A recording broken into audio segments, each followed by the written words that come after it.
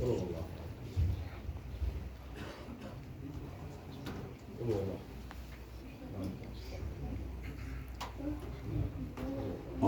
باللہ من الشیطان اللعین الرجیم بسم اللہ الرحمن الرحیم الحمد للہ الذی ہدانا لہذا وما كنا لنهتدي لولا ان هدانا اللہ لقد جاءت رسل ربنا بالحق الصلاة والسلام على النبي الأمي العربي القرشي المكي المدني البطحي الأبتهي التهامي الدافع جيشات الأباطيل والدامغ صولات الأذاليل معلن الحق بالحق أبي القاسم محمد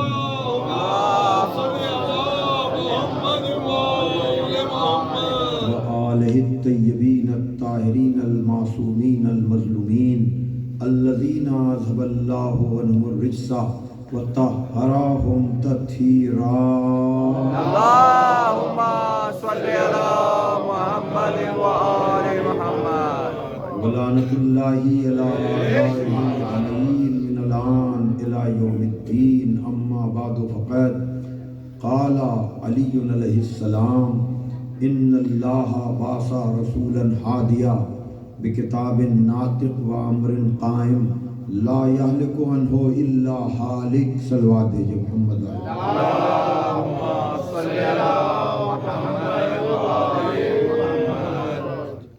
کچھ تھوڑا سا مائک کی آواز سیٹ کر دیجئے، کچھ سیٹی سی آ رہی ہے، ایک صلوات بھیجئے محمد والے محمد۔ اللہم صلی علی محمد و آل محمد۔ بزرگان محترم و دوستان عزیز، آپ حضرات کی خدمت میں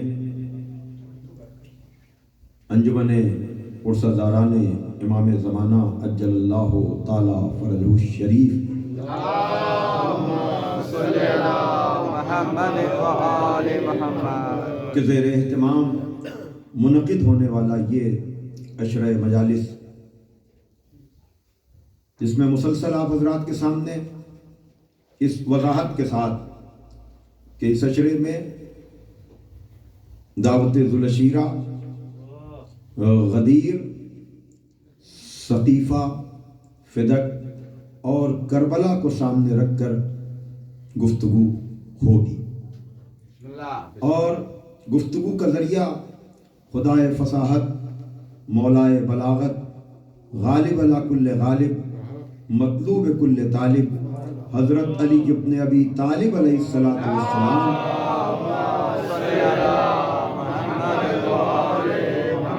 کی زبان مبارک پر جاری ہونے والے وہ الفاظ جو نہج البلاغہ کی زینت ہیں، جہاں ارشاد ہو رہا ہے کہ بے شک اللہ نے مبعوث کیا رسول کو ہدایت کے لیے بولتی ہوئی کتاب اور قائم رہنے والے دین کے ساتھ، ان چیزوں کے آ جانے کے بعد ہلاک نہیں ہوگا مگر وہ جس کی قسمت میں ہلاکت لکھی ہوئی۔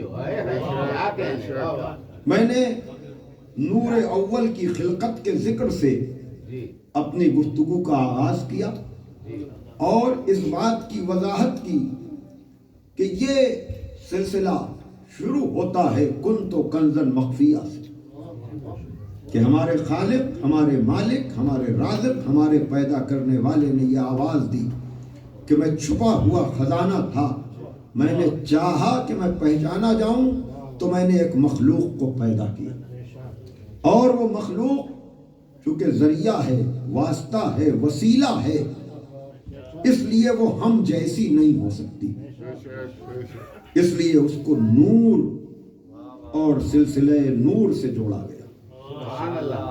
اور پھر جناب عبد المطلب کے بعد اس نور کو دو حصوں میں تقسیم کیا گیا، ایک جزو نور کا اظہار جناب عبداللہ کے ذریعے ہوا، ایک جزو نور کا اظہار جناب ابو طالب کے ذریعے ہوا، جس جزو نور کا اظہار جناب عبداللہ کے ذریعے ہوا وہ جمال رسالت کہلایا، جس کا اظہار جناب ابو طالب کے ذریعے ہوا وہ جلال امامت کہلایا، اور یہ سلسلے دین کی ضرورت تھے، ورنہ پروردگار عالم قادر مطلق ہے، وہ جو چاہتا کرتا، جیسے چاہتا لوگوں کی ہدایت کرتا، لیکن اس نے انہی ذریعوں سے جو ہے اپنے پیغام کو پہنچانا چاہا، اور اس نے ایک کو مدعی بنایا تو ایک کو گواہ بنایا۔ توجہ فرمائیے گا، اور یہ بحث کی بات ہی نہیں ہے۔ دعوت ذوالشیرہ میں نے عرض کیا کہ تاریخ طبری جیسی کتاب میں وضاحت کے ساتھ یہ تفصیل موجود ہے کہ جب قرابت داروں کو خوف خدا دلانے کا حکم ہوا تو پیغمبر نے مولا علی کے ذریعے سے اولاد عبد المطلب کو بلایا، ان کے درمیان دعوت کا اہتمام و انتظام کیا گیا۔ وہ گھر جناب ابو طالب کا تھا، لوگوں کو بلانے والا ابو طالب کا بیٹا تھا۔ یہ ہماری کوئی ترتیب نہیں ہے، یہ خدا کی بنائی ہوئی ترتیب ہے۔ نبی اس پر عمل کر رہے تھے اور ہم اس پورے منظر کو دیکھ رہے تھے۔ کل گفتگو یہاں پر آ کر رکی تھی کہ ایمان ابو طالب پر بات نہیں، احسان ابو طالب پر بات ہونی چاہیے۔ ایمان ابو طالب پر نہیں، احسان ابو طالب پر بات ہونی چاہیے۔ اور دعوت ذوالشیرہ گواہ ہے کہ دعویٰ نبی کا، وعدہ علی کا۔ توجہ فرمائیے گا، دعویٰ نبی کا کہ میں خدا کا رسول ہوں، میں تمہارے لیے دنیا و آخرت کی نعمتیں لے کر آیا ہوں، تم خدا کے ایک ہونے کا اقرار کرو تو تمہارے لیے فلاح ہے، تمہارے لیے کامیابی ہے۔ اور جو اس سلسلے میں ہمارا ممد و معاون ثابت ہوگا، ہماری نصرت اور مدد کا وعدہ کرے گا، وہ میرا وصی ہوگا، وہ میرا وزیر ہوگا، وہ میرا خلیفہ ہوگا میرے بعد۔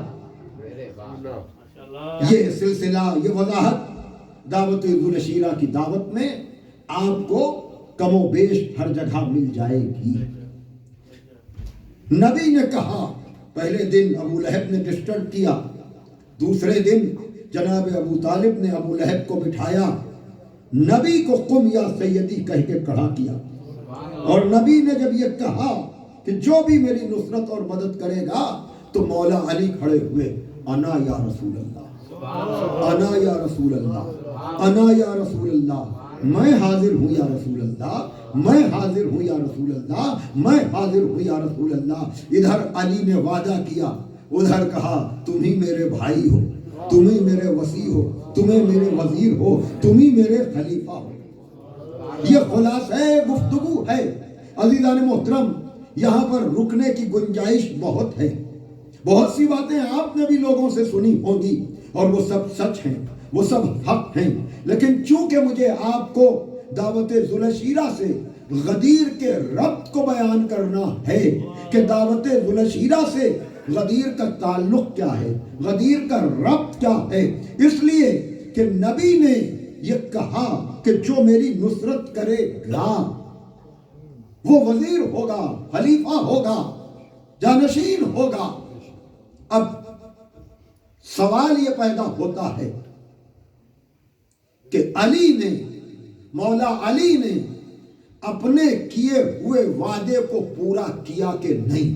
کیا بات، بڑی توجہ ہے عزیزان محترم، بات صرف اتنی ہے، میں یہ ظاہر سی بات ہے کہ بہت گہری باتیں نہیں کر رہا ہوں، بالکل سمپل سادہ سی بات، تاکہ لوگوں کو ذکر علی کی افادیت سمجھ میں آ جائے۔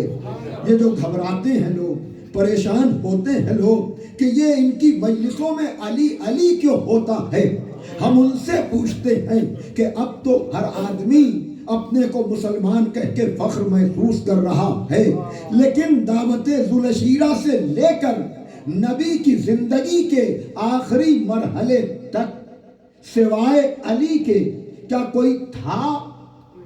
वाह बड़ी तवज्जो है जान मुहतरम। भाई सवाल ये पैदा होता है कि मौला अली ने अपने किए हुए वादे को पूरा किया कि नहीं। अब जो भी मराहिल हैं वो 1-2 दिन के नहीं हैं, वो 20 साल का अरसा है। बड़ी तवज्जो, इसलिए कि 23 बरस की तबलीगी जिंदगी है और बेसत के बाद 3 बरस के बाद दावत जुलशीरा है और दावत जुलशीरा में नुसरत का वादा है। अब उसके बाद चाहे मक्के की जिंदगी हो चाहे मदीने की जिंदगी हो, नाम कोई किसी का भी ले, हमें किसी नाम से कोई दिलचस्पी नहीं है। हम तो अपने मौला के लिए पूछ रहे हैं कि लोग ये बताएं कि मौला अली ने दावत जुलशीरा में अपने किए हुए वादे को पूरा किया कि नहीं। भाई सल्लल्लाहु पढ़े मोहम्मद वाले मोहम्मद पर। और हमारे बुजुर्ग खुतबा ने मौजू बनाकर अशरा पढ़ा है, अशीर से गदीर तक। जाहिर सी बात है कि अशीर से गदीर तक में हिजरत का बिस्तर भी है, बद्र का मार्का भी है, ओहद की जंग भी है, खंदक के वो कुल्ले कुफ्र का आना भी है, और खैबर में 40 दिन के बाद अली का खैबर का दर उखाड़ना भी है। और भी जंगे हैं, लेकिन हम इसे क्या करें कि अलम आता है तो अली के हाथ में, कलम आता है तो अली के हाथ में। सलवात भेजे मोहम्मद वाले मोहम्मद पर।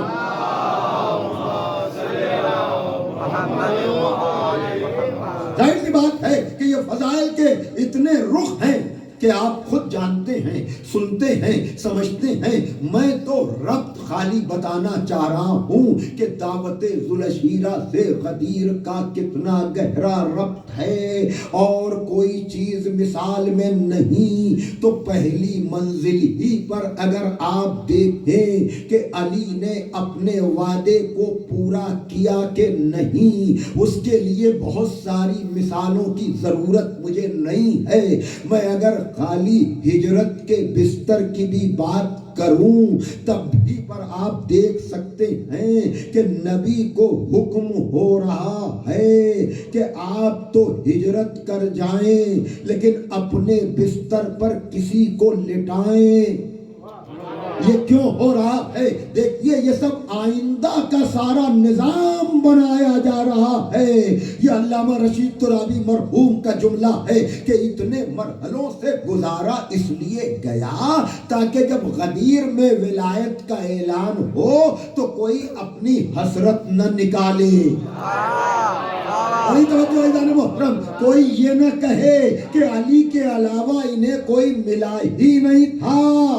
अगर हम ऐसे, ये उसी तरह से है जिस तरह से देखिए खुदावंद आलम तो जानता है ना कि कौन अच्छा है, कौन बुरा है, कौन नेक है, कौन बद है, कौन हक पर है, कौन बातिल पे है। वो तो ऐसा भी कर सकता था कि लोगों के आमाल का इल्म, अकीदे के इल्म की बुनियाद पर बगैर मौका दिए हुए जो जन्नती होता उसे जन्नत में डाल देता, जो जहन्नमी होता उसे जहन्नम में डाल देता। भाई अल्लाह कर सकता था ना, लेकिन खुदा ये सारे इल्म के बावजूद इंसानों को मौका इसलिए देता है ताकि कल कोई ये ना कहे कि हमें तो मौका ही नहीं दिया।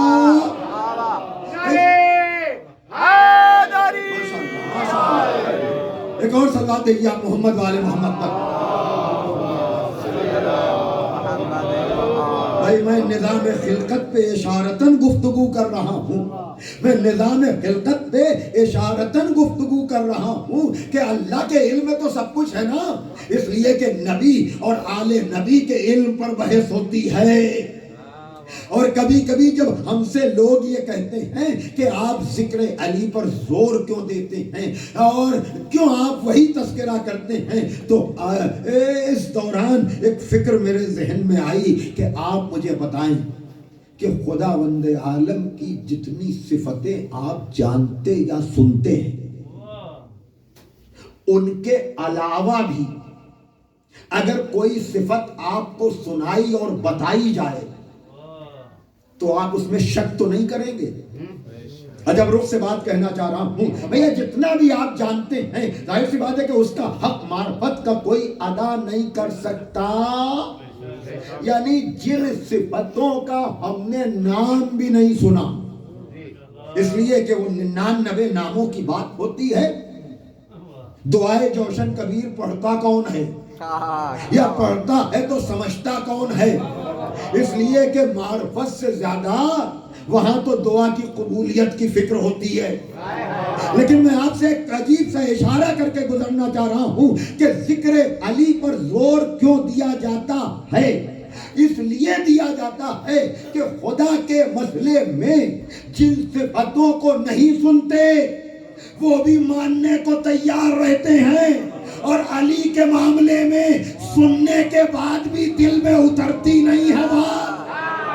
صلوات دیجئے محمد والے محمد پر۔ اللہم صلی علی محمد وآل محمد۔ شاہ کے دائرے میں جویا ہوا ہے تو، ماشاءاللہ، شاہ کے دائرے میں جویا ہوا ہے تو، قسمت کے ساتھ خود بھی تو سویا ہوا ہے۔ کیا بات ہے؟ اہلیہ دل میں اور تجھے بخشش کا شوق بھی، یا کس کے آلے خواب میں کھویا ہوا ہے؟ ماشاءاللہ ماشاءاللہ۔ دیکھیے میں یہاں پر بہت سنجیدہ ہوں اس وقت، اس لیے کہ پروپیگنڈوں کا اثر سب پر ہوتا ہے۔ میں پھر کہہ رہا ہوں، ذرا سا جو اشارہ میں کرنا چاہ رہا ہوں کہ خالق، رازق، مالک، پیدا کرنے والے کے لیے ہمارے ذہن میں کانسیپٹ اتنا کلیئر ہے کہ جن صفتوں کا ہمیں علم بھی نہیں ہے وہ خالق کے لیے ہم ماننے کو تیار ہیں۔ اس مجمع میں کوئی ایسا نہیں ہے جو خالق کے حوالے سے کہے کہ یہ صفت ہم نہیں مانتے، کہا نہیں پتا ہو تب بھی مانیں گے، اور یہ پوری امت مسلمہ کا حال ہے۔ لیکن جب علی کا معاملہ آتا ہے تو لفظ مولا کی تکرار کے باوجود راہ فرار رہتی ہے کہ وہ نہ ماننا پڑے جو نبی منوا رہے ہیں۔ صلوات پڑھ دے محمد والے محمد پر۔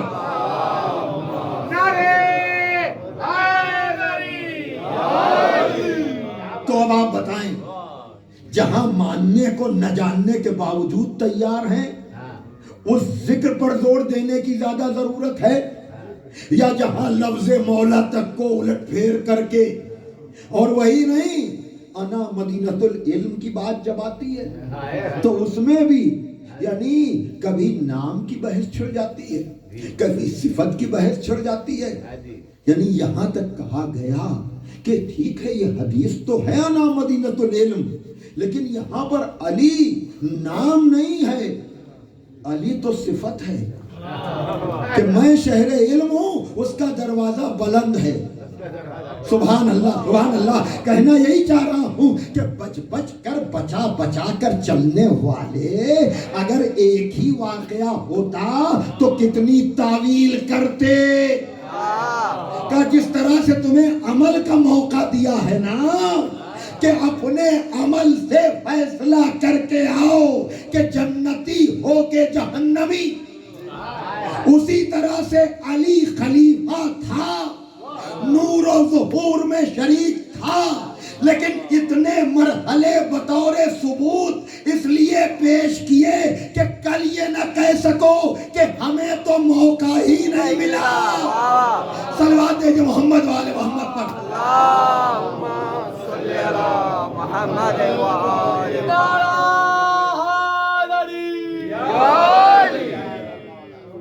دیکھیے مجمع ابھی اور بڑھے گا، اس لیے آپ حضرات تھوڑا آگے آ جائیں، اور ذکر علی یا ذکر غدیر کے موقع پر پیچھے سے آگے آنا بدعت نہیں ہے، غدیر کی سنت ہے۔ جو نسل سے یزید کی رکھتے ہیں رابطہ، جو نسل سے سجاد بھائی، جو نسل سے یزید کی رکھتے ہیں رابطہ، جلتے ہیں آج روضہ سرور کو دیکھ کر۔ جو نسل سے یزید کی رکھتے ہیں رابطہ، سائیں جو نسل سے یزید کی رکھتے ہیں رابطہ، جلتے ہیں آج روضہ سرور کو دیکھ کر، مجلس میں آنا اس لیے بدعت بتا دیا کہ یاد غدیر آتی ہے ممبر کو دیکھ کر۔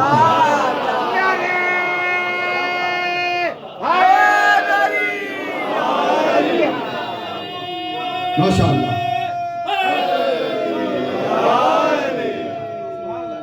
علی حق دا امام نعرہ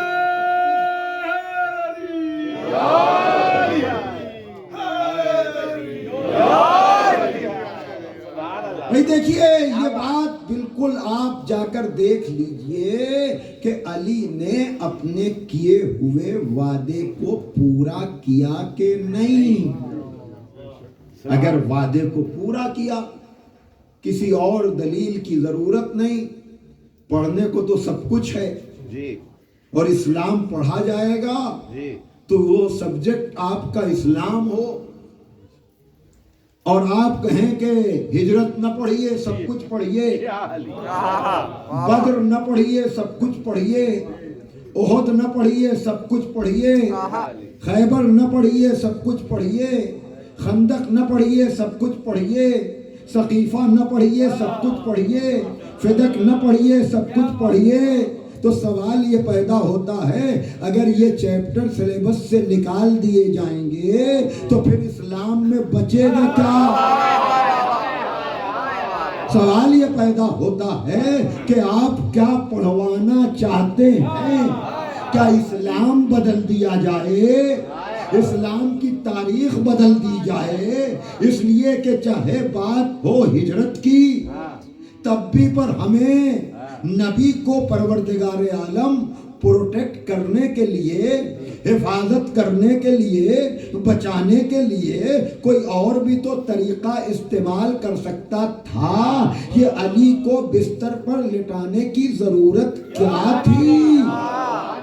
بھائی خدا کا دین تھا، وہ مختلف ذریعوں سے حفاظت کرتا اور پھر علی کو وہاں نہ لٹاتا جہاں خطرہ تھا۔ کیا بات ہے بھائی وہ سمجھدار تھے جو نبی کے ساتھ گئے۔ ارے میں کہا رہا تھا تو ہمائیے گا بھائی، اب وہ حالانکہ وہ بھی بحث ہے کہ گئے بھی کہ نہیں گئے، لیکن عام تاریخ اسلام اگر آپ دیکھیں کہ نبی کے ساتھ رہنے والے، لیکن وہاں ساتھی کا معاملہ اگر خالی ہوتا تو ہجرت کے بستر پر علی کو کیوں لٹایا بھائی؟ اچھا مولا علی بھی وعدہ حفاظت کا کر رہے ہیں اور جس کی حفاظت کرنا ہے اسے جانے دے رہے ہیں۔ کہاں جاؤں میں شکر گزار جس انداز سے سننے کے لیے آمادہ ہے، لیکن وقت کی پابندی میں نے خود اپنے اوپر لگائی ہوئی ہے۔ ظاہر سی بات ہے کہ منتظمین کی طرف سے کوئی اتنی سختی نہیں ہے، لیکن میں نے طے کیا ہوا ہے کہ یہ دوسری مجلس میں آنے والا مجمع، دور دور سے آنے والے لوگ، اپنے فیملی اور خانوادے کے ساتھ آنے والے لوگ، انہیں پتا رہے کہ کتنی دیر کی مجلس ہے، اور پھر بات تو کبھی مکمل ہونی ہی نہیں ہے۔ اس لیے کہ اگر ہجرت پر اشرا بھی پڑھا جائے تب بھی پر ہجرت کا حق تو ادا نہیں ہو سکتا۔ بھائی آدمی وہ اور ہیں جہاں ایک بات کی تکرار کر کے کوئی نیا گوشہ نہیں نکل پاتا، یہاں علی کے فضائل کا معاملہ ایسا ہے کہ ایک ہی موضوع سنتے سنتے ذہن تھکتا نہیں ہے۔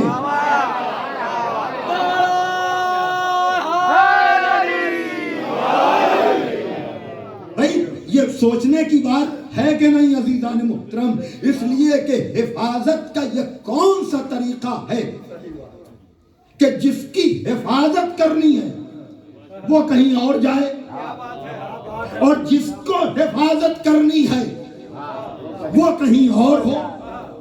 تو کچھ بتانا مقصود تھا کہ اس کو عام حفاظت نہ سمجھنا۔ بڑی توجہ، یہ حفاظت خالی جسم کی نہیں ہے، یہ کردار کی بھی حفاظت ہے۔ توجہ فرمائیے گا، تاکہ پتا چلے کہ نور کو گھیرا نہیں جا سکتا. بڑی توجہ. اگر نور گھرنے والی چیز ہوتی تو کفار قریش نبی کو جانے ہی نہ دیتے. دعوت ذوالعشیرہ کا معجزہ بیان کر چکا میں کہ ایک ران میں 40 لوگوں نے کھایا اور غذا میں کمی بھی نہیں ہوئی. بھائی توجہ فرمائیے گا. وہاں رزق میں برکت ہوئی اور یہاں نبی کفار کے درمیان سے گزر گئے. وہ دیکھتے رہے, انہیں پتا بھی نہیں چلا. بھائی صلوات دیجئے محمد والے محمد پر. بھائی توجہ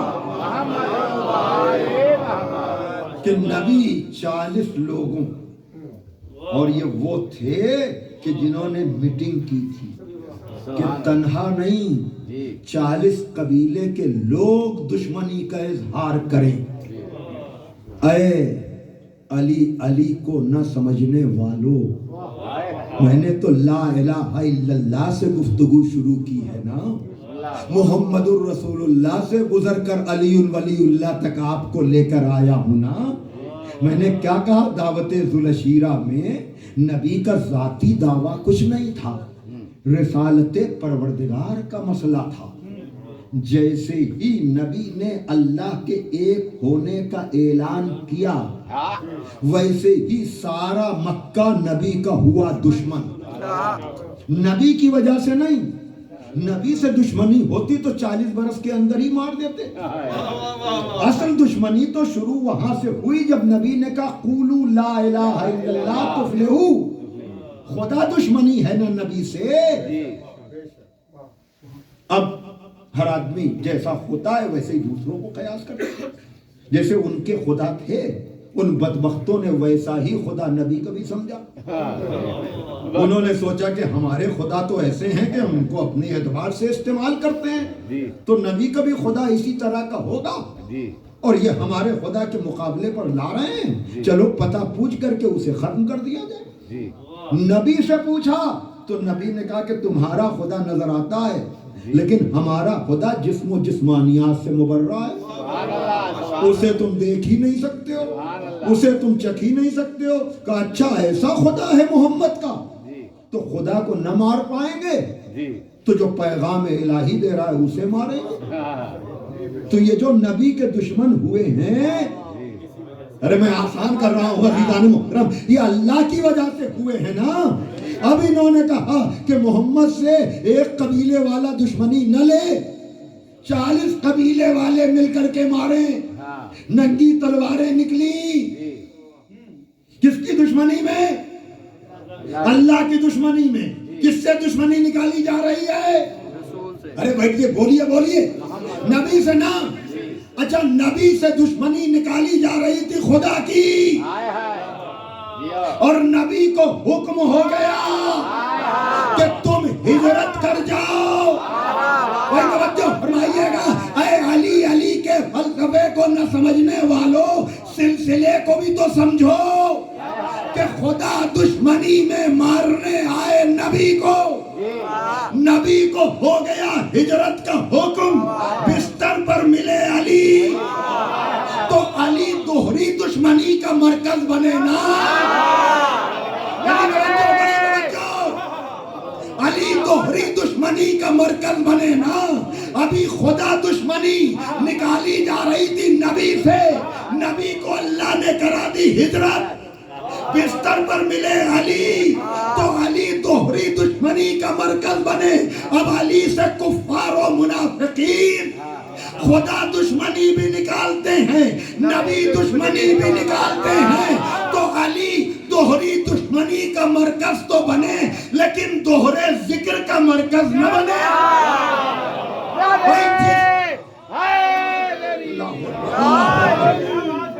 بھائی میں دیکھیے, میں شکر گزار ہوں آپ کا, آپ بڑی توجہ سے سن رہے ہیں. میں ذکر علی کے فلسفے کو بیان کر رہا ہوں اور علی کے علاوہ آتا بھی کون؟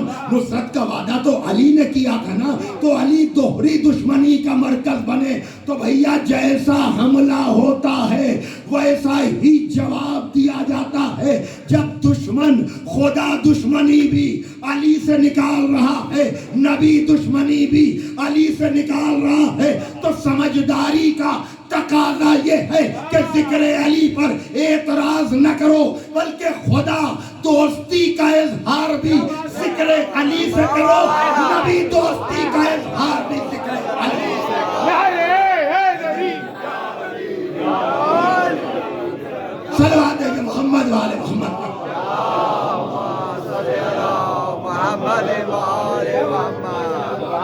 بابا نے بلند نعرہ صلوات دیکھیے۔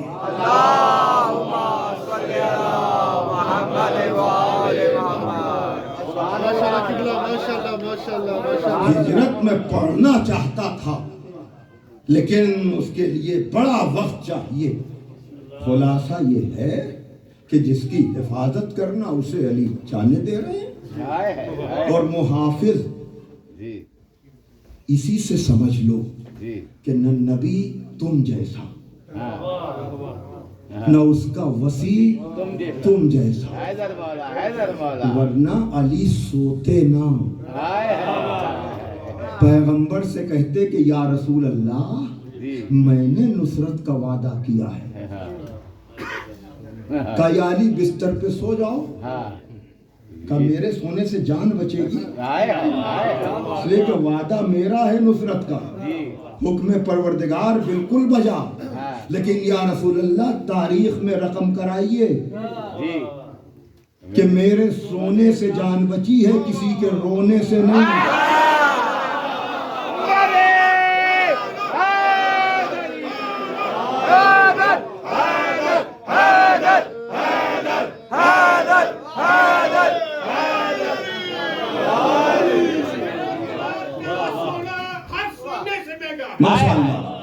میرے قرار کا سونا ہر سننے سے مہنگا، علی کو رات پر توحید کی الفت جگاتی ہے، خیر عدو ہو بستر نبی ہو، موت کا ڈر خوف اور پہرا، اگر ماحول ایسا ہو تو علی کو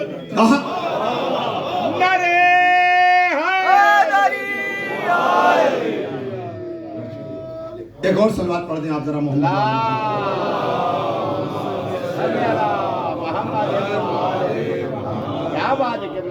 اب آپ قرآن کی آیتوں کو اگر پڑھ لیں سبحان اللہ، تو جو غار میں ہے اسے ڈانٹا جا رہا ہے، جو سو رہا ہے اسے مرضی دی جا رہی ہے،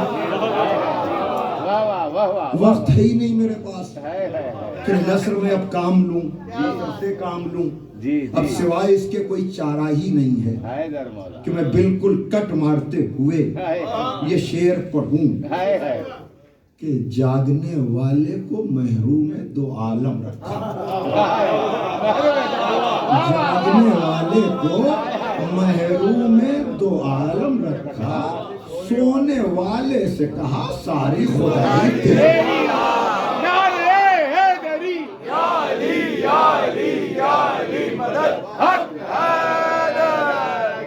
مجھے پتا ہے کہ آپ کی تشنگی اور اسی تشنگی میں لطف ہے، ذکر علی کا کمال ہی یہ ہے سبحان اللہ، سبحان اللہ کہ ذکر علی مسلسل ہوتا ہے حیدر مولا، لیکن ورق سادہ دکھائی دیتا ہے، ورق سادہ دکھائی دیتا ہے۔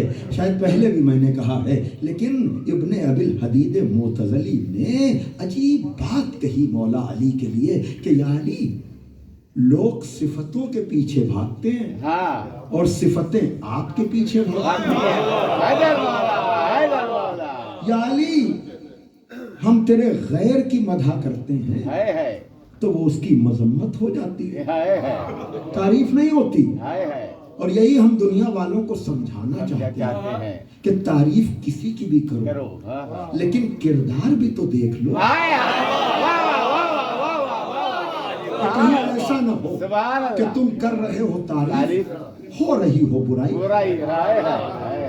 اور علی کا معاملہ یہ ہے شورائے کرام بیٹھے ہوئے ہیں کہ علی کا معاملہ یہ ہے کہ بات تشبیب سے آگے نہیں بڑھتی، بات تشبیب سے آگے نہیں بڑھتی۔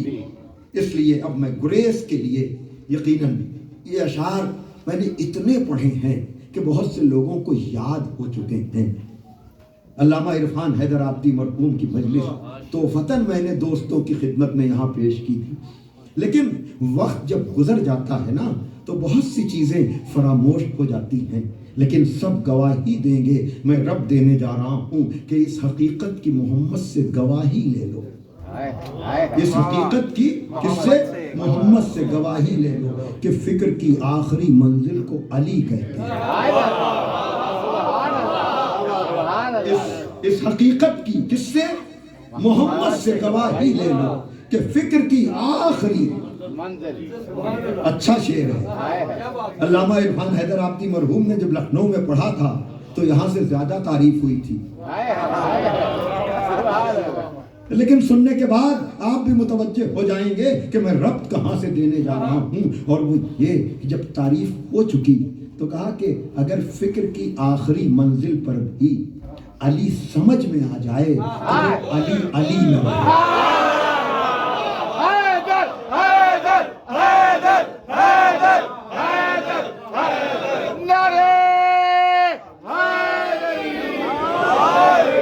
فکر کی آخری منزل پر بھی اگر علی سمجھ میں آ جائے تو پھر علی علی نہ رہے۔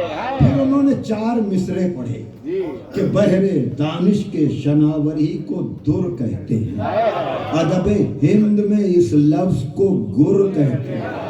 بہت آہستگی سے پڑھوں گا، آپ متوجہ ہیں تو زور دینے کی ضرورت بھی نہیں ہے۔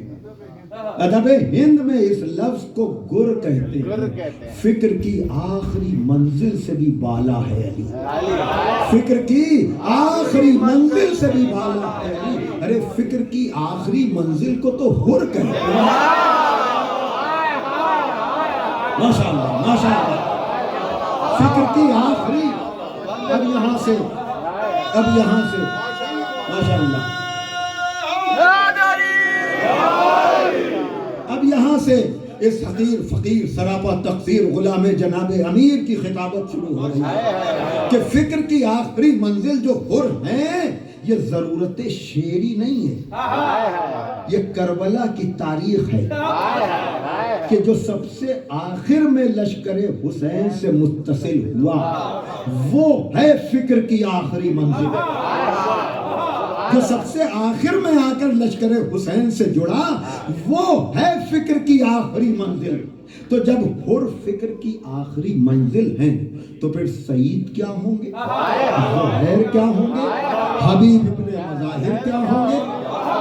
بھائی دیکھ رہے ہیں آپ، میں فضائل کے رخوں کو بیان کر رہا ہوں کہ جب سب سے آخر میں آنے والا فکر کی آخری منزل ہے۔ نہیں کل حالانکہ میں جناب حر کا ذکر کر چکا ہوں، لیکن پھر سے ایک مرتبہ آپ کو متوجہ کر رہا ہوں کہ جب سب سے آخر میں آنے والے کا مقدر ہے رومال زہرا، توجہ فرمائیے گا، جب سب سے آخر میں آنے والے کو رومال زہرا مل رہا ہے تو کیا خیال ہے سعید کو کیا ملنا چاہیے، زہیر کو کیا ملنا چاہیے، اور حسین جسے رجل فقیہ کہیں۔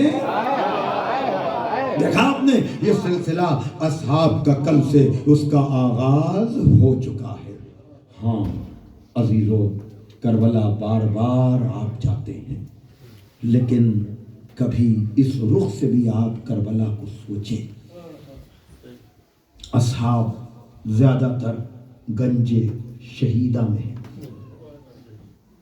حر کا روضہ مولا حسین کے حرم سے فاصلے پر ہے، غازی علمدار کا روضہ الگ ہے۔ کبھی آپ نے سوچا، غور کیا کہ حبیب کی ذریع بڑی توجہ ہے، بار بار کربلا جانے والوں، کربلا کو کبھی اس طرح سے بھی سوچا کر، کبھی سوچا آپ نے کہ رجل فقیہ کو یہ رتبہ کہاں سے مل رہا ہے، کہ گنج شہیدہ میں بھی نہیں، حر کی طرح دور بھی نہیں۔ پھر اور وضاحت میں کر دوں مولا حسین ہی کی ذریعے میں. دیکھیے بہت سی چیزیں ایسی ہیں شوق زیارت میں آپ جاتے ہیں، جائیے بار بار جائیے، لیکن اگر ان تفصیلات کے ساتھ آپ جائیں گے نا تو تڑپیں گے وہاں جا کر. پتہ ہے آپ کو مولا حسین ہی کی ذریعے میں جناب علی اکبر بھی ہیں، جناب علی اصغر بھی، بلکہ بعض لوگوں نے تو اشارہ یہاں تک کیا کہ علی اصغر حسین کے سامنے.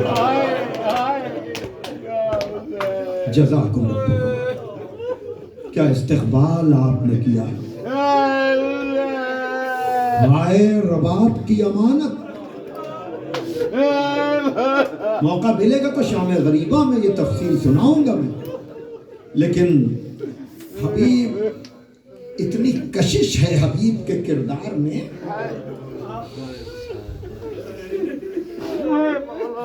کاش وقت ہوتا تو میں پورے پس منظر کو بیان کرتا، لیکن میں آپ کی سماعتوں پر چھوڑ رہا ہوں. آپ میرے پڑھنے کا انتظار نہ کریں، اس لیے کہ چوتھی محرم سے کبھی شمر کا لشکر آ رہا ہے، کبھی خولی کا لشکر آ رہا ہے، کبھی سنان کا لشکر آ رہا ہے. دوڑتے ہوئے گھوڑے، ہزار ہزار آنے والے یہ فوجی. جب بھی کوئی دشمن کا قافلہ آتا ہے، گھوڑوں کی ٹاپوں سے کربلا کی زمین ہلتی ہے. جناب زینب کہتی فضہ اب کون آیا؟ فضہ کون آیا؟ فضہ ایک ایک کے آنے کی خبر دیتی ہیں. بی بی زینب تڑپ کر کہتی ہیں کہ دشمن کی مدد کرنے والوں کے قافلے پر قافلے آ رہے ہیں، میرے بھیا کا کوئی ناصر نہیں، میرے بھیا کا کوئی مددگار نہیں. ہاں حسین ابن علی خط لکھ کر بلاتے ہیں. اللہ اکبر. عجب ہے کربلا. جیسے میں ہجرت میں سنا رہا تھا نا آپ کو، تو یہ تسلسل آپ دیکھیں کہ سو کر حفاظت کرنا، یہ بھی ایک عجب شان ہے نصرت دین کی. اسی طرح سے میں یہ اشارے کر کے گزر رہا ہوں، وقت نہیں ہے میرے پاس، دامن وقت میں گنجائش نہیں ہے، لیکن آپ تڑپ جائیں گے اس جملے پر کہ ایک طرف شمع گل کر کے لوگوں کو جانے کی اجازت دی جا رہی ہے کہ جسے جانا ہے چلا جائے، اور دوسری طرف کسی کو خط لکھ کر بلایا جا رہا ہے. عجب ہے نہ کربلا، عجب ہے نہ کربلا کہ ایک طرف جانے کی اجازت، دوسری طرف کہا حبیب تمہیں پتا ہے نا کہ ہمارا نبی سے رشتہ کیا ہے، میری نصرت میں آنے میں جلدی کرنا. حبیب عزاداروں کیا بتانے کی ضرورت ہے کہ قاصد کب پہنچا؟ دسترخوان پہ تھے، دق الباب ہوا، کام من الباب، دروازے پر کون ہے؟ کانا قاصد الحسین انا برید الحسین. حبیب گئے ہیں، بہت دنوں کے بعد آقا کی تحریر دیکھی ہے، خط پڑھتے جاتے ہیں، روتے جاتے ہیں، لیکن کوفے کا ماحول ایسا تھا کہ زوجہ سے بات کو چھپانا چاہا، لیکن زوجہ نے غیرت دلائی، کہا میں تو تیرا امتحان لے رہا تھا. عزاداروں سنو، تفصیلی مصائب نہیں ہیں. ایک مرتبہ اپنے غلام سے کہا کہ فلاں مقام پر تو میرا انتظار کرنا، میں گرفتار نہ کیا جاؤں اس لیے مختلف راستوں سے میں پہنچوں گا. لیکن خلاصہ گفتگو یہ ہے کہ حبیب کو پہنچنے میں جب تاخیر ہوئی نا تو ایک مرتبہ غلام اس جانور سے کہنے لگا جو آنسوؤں سے رو رہا تھا، کہا غم نہ کر، اگر آقا نے آنے میں تاخیر کی تو میں چلوں گا آقا حسین کی نصرت کے لیے. یہ آواز حبیب نے سن لی، آسمان کا رخ کیا، ہائے میرے آقا پر یہ کون سا وقت آ گیا. جزاکم ربکم. بہرحال غلام کو آزاد کرنے کی بات کہی. غلام نے کہا یہ کیا سلوک ہے؟ جب تک مالک مال دنیا کی بات تھی، ہمیں اپنے ساتھ رکھا، میں تو آپ کا ساتھ نہ چھوڑوں گا، غلام بھی گیا ہوگا۔ لیکن ادھر کوفے کی طرف سے گرد نمودار ہوئی، مولا حسین نے اپنے اصحاب کو بھیجا حبیب کے استقبال کے لیے، لیکن ادھر خیام حسینی کے قریب جناب حبیب پہنچے ہیں کہ ایک مرتبہ نعرہ تکبیر کی آوازیں بلند ہوئی۔ جناب زینب نے کہا فضہ جا کر کے پتا کر کہ اب کون آیا ہے۔ ایک مرتبہ جناب فضہ نے آ کر خبر دی، مبارک ہو آپ کے بھیا کا ناصر آیا ہے۔ یہی وہ موقع تھا جب جناب زینب نے جناب حبیب کو سلام کہلایا ہوگا، امامہ اتار دیا۔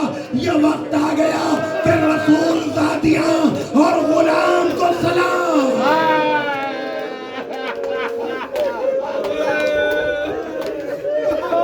جزاکم ربکم جزاکم ربکم۔ آخری جملہ خطیب نجفی کی یہ تعویل دل میں اترنے والی کہ یقیناً گنج شہیداں اپنی جگہ، فرقہ روضہ اپنی جگہ، اور حبیب کا یہ رتبہ اور مقام اپنی جگہ، اس لیے کہ حبیب رجل فقیہ ہیں۔